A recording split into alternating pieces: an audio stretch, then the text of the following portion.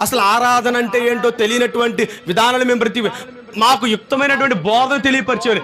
నిజమే నిజమే, నువ్వు చెప్పింది అక్షర సత్యమని విశ్వసించి హృదయమంతా విరిగిపోయిందండి, హృదయమంతా నలిగిపోయిందండి. ఆ నలిగిన రెల్లును పట్టుకుని వాడితే సమరయ గ్రామం యేసు ప్రభు.